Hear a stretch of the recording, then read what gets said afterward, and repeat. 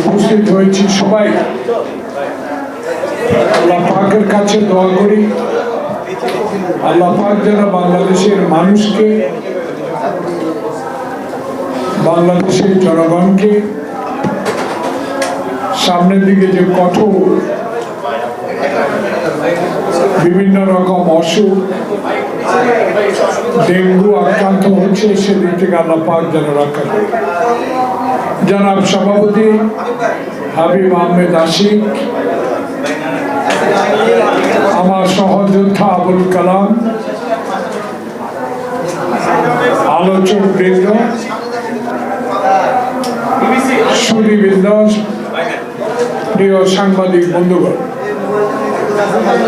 প্রতিনিয়তই আপনাদেরকে বিভিন্ন ইস্যু নিয়ে আমরা কথা বলি। আজকে একটি অভিন্ন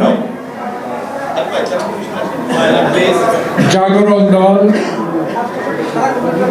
বিগত দিনগুলোতে ওরা এদের নেতৃবৃন্দ বাংলাদেশের গণতান্ত্রিক আন্দোলনে অসীম সাহসের সহিত যারা দায়িত্ব পালন করেছে, আজকে জাতির এই বিবেক যেখানে মানুষের আশ্রয়স্থল হিসাবে সংবাদপত্র জগতের সবচেয়ে মূল্যবান এই কার্যালয়ে আমরা দুই চার পাঠাও চলো দেশি ভাইবে চলবে 14 থেকে 31 মে পর্যন্ত। কথা বলে শেষ করতে চাই। দেশে আইন শৃঙ্খলার অবস্থা এবং জনপ্রতিনিধিদের হাতে ক্ষমতা হস্তান্তরের বিষয়ে আজকে জাগরণ দলের এই আলোচনা সভা। পাশে একটু পরে আমার নেতা নজরুল ইসলাম খান বক্তব্য রাখবেন, তাই আমি কয়েকটি কথা বলে শেষ করে দেব। আপনারা ওখানেই সংবাদ সংগ্রহ করবেন। প্রিয় সুধীর, আমার মনে বড় কষ্ট। আমি একজন রাজনৈতিক কর্মী, আমার পরিচয় আমি বাংলাদেশী। আমার আরেকটি পরিচয় আমি বাংলাদেশের সবচেয়ে জনপ্রিয় নেতা, যিনি একটা সামরিক বাহিনীতে চাকরি করতেন, যিনি বাংলাদেশের প্রতি অকৃত্রিম ভালোবাসার কারণে সেদিন সকল ষড়যন্ত্র উপেক্ষা করে 1971 সালে সাহসিকতার সহিত বাংলাদেশের স্বাধীনতা ঘোষণা করেছিলেন। সেই শহীদ জিয়ার একজন রাজনৈতিক কর্মী। বাংলাদেশে রাজনৈতিক সংকটের কারণে সেদিন তার জনপ্রিয়তার কারণে লোকে বলে, জনগণ বলে, বিশ্লেষকেরা বলে, গুণীজনেরা বলে, শেখ হাসিনা ভারত থেকে আসার পরপরই মহৎ নেতা জীবন দিতে হয়েছে।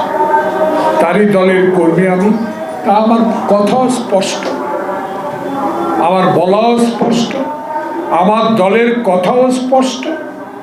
যেহেতু আমার দল বিশ্বাস করে বহুদলীয় গণতন্ত্র, আমার নেতা শহীদ জিয়া বিশ্বাস করে বহুদলীয় গণতন্ত্র। শহীদ জিয়ার পরে গণতন্ত্রের হালকে আবার পুনর্জীবিত করার জন্য এরশাদের বিরুদ্ধে আপসী নেতৃত্ব দিয়ে বাংলাদেশে গণতন্ত্র পুনরুদ্ধার করেছেন। কথা আছে হাসিনাও এর সাথে ছিলেন, কিন্তু আমার কথাও আছে হাসিনা বেইমানিও করেছে। কিন্তু আমার নেত্রী এক চুলো কারোর সাথে আপোষ করেন না। গণতন্ত্রের জন্য, মানুষের জন্য সংগ্রাম করে বাংলাদেশের আপসী নেতৃত্ব পেয়েছে।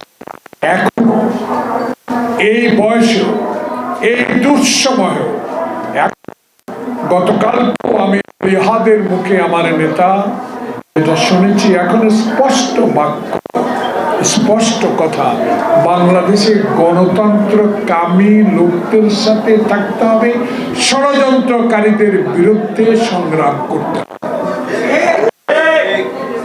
তাই সেই নেত্রীর কর্মী আমি। দেখেন, এই নেত্রীটাকে সে গুলশান একটা কথা বলতে চাই।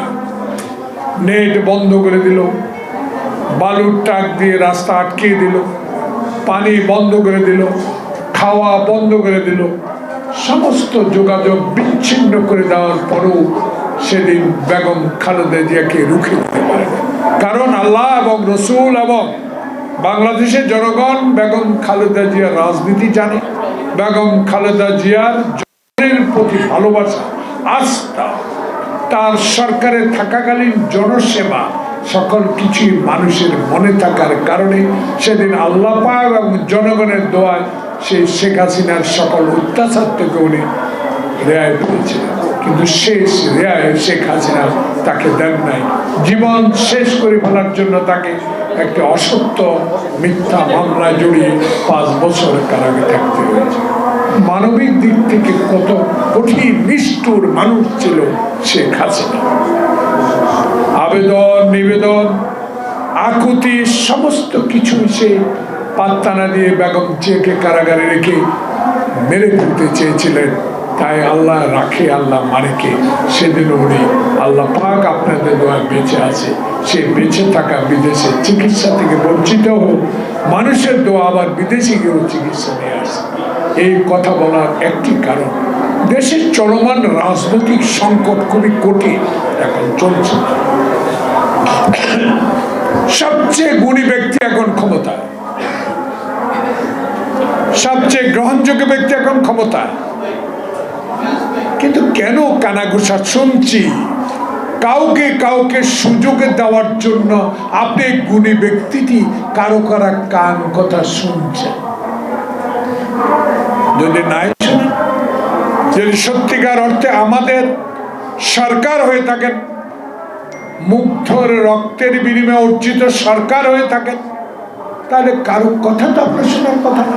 কারণ আপনাকে নিয়ে শেখ হাসিনা হেয়াপূর্ণ কথা বলেছে যে টাকা দিয়ে কি কিনা যায়,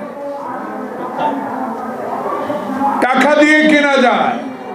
বিশ্বের দরবারে সবচেয়ে বেশি সম্মানিত যে বস্তুটি আমরা পেয়েছি, উপাধি পেয়েছি, তাকে নিয়ে হেয়পূর্ণ কথা বলেছে শেখ হাসিনা পার্লামেন্টে। সেই শেখ হাসিনার কিছু কিছু দোষর আপনার আশেপাশে এখনো বসে আছে। তার প্রমাণ করিডোর, তার প্রমাণ নির্বাচন দেরিতে করা, বিলম্বিত করা, সুনির্দিষ্ট তারিখ না দেওয়া। তার আরেকটি বিষয়, আব্দুল হামিদের মতো একজন কুখ্যাত ব্যক্তি দিয়ে চলে যায়, এই সরকার জানে না। এই সরকার জানার পর তদন্ত কমিটি করে। বাংলাদেশে কি হচ্ছে, আপনার প্রতি যে আস্থা বিশ্বাস, সেগুলো তো আপনি হারাচ্ছেন। মানুষ বলা শুরু করেছে, আমার কথা না, আমরা গ্রামে যাই, গঞ্জে যাই, বা হাটে যাই, বাজারে যাই, দোকানে বসি, সবাই একটি কথা বলে, এত গুণী ব্যক্তি, আশেপাশে এত গুণীজনকে দেশ বিদেশ থেকে এনে উপদেষ্টা করে দেওয়ার পরও বাংলাদেশে লোক, শতকরা 75 উপরের লোক বাংলাদেশে আপনার মাধ্যমে একটি সুষ্ঠু নির্বাচন চায়, একটা রোড ম্যাপ চায়, একটা তারিখ চায়, আপনি দিতে পারছেন না কেন? নিশ্চয়ই কিছু আছে,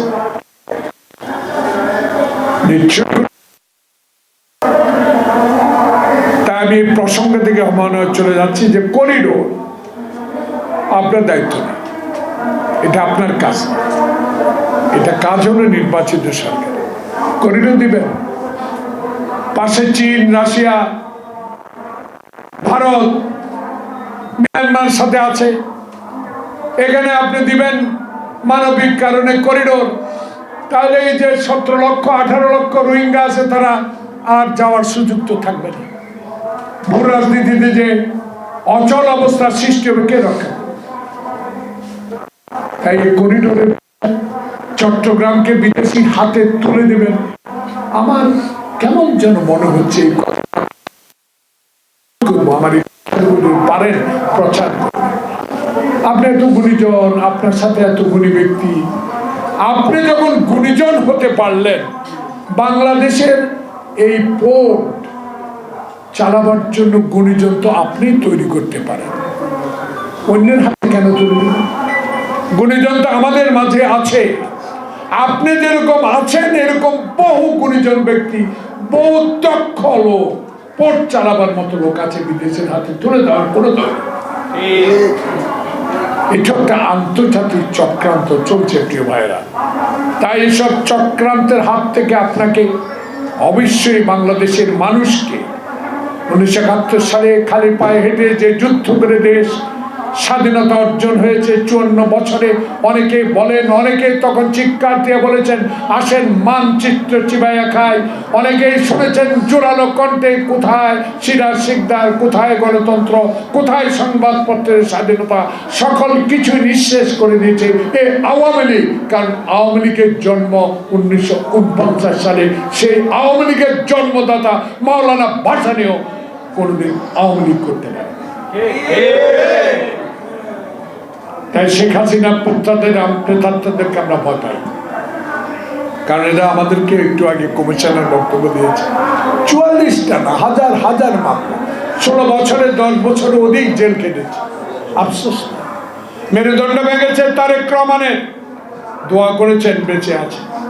বহু রক্তাক্ত অবস্থা আমাদের বহু নেতাকে আপনারা দেখেছেন, হারুনের অত্যাচার দেখেছেন, বিপ্লবের অত্যাচার দেখেছেন, মির্জা আলমগীরের মতো বয়োজ্যেষ্ঠ নেতাকে টেনে হিঁচড়ে, রিজভির মতো একজন পঙ্গু লোককে টেনে হিঁচড়ে আব্বাস গয়সর এবং আলমের উপর, আমানের উপর যে অত্যাচার হয়েছে সেটা বিশ্ব বাংলাদেশে মানুষ।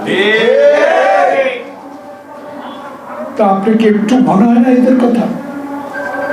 আপনার তো আমাদের কথা মনে নাই, কিন্তু নিজেদের 18 তলায় হেঁটে উঠেছেন সেটা তো আপনার মনে থাকা উচিত।